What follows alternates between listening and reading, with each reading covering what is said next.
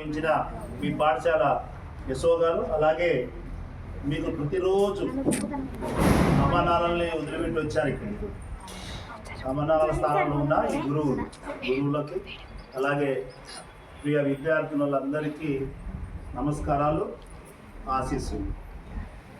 Retired అంటే ఏంటో తెలుసా? రిటైర్డ్ ఇంగ్లీష్ పదమేనా అది? రిటైర్డ్ అంటే విరమణ.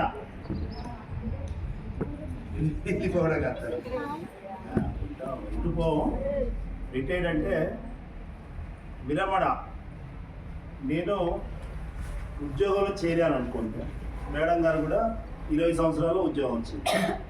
మేడం గారికి 61 సంవత్సరాలు పూర్తయ్యే నాటికి, వయసు వచ్చే నాటికి మేడం గారు కూడా ఉద్యోగం వదిలిపెట్టి రెస్ట్ తీసుకోవాలి. అంటే 61 సంవత్సరాల వయసు వచ్చేంత వరకు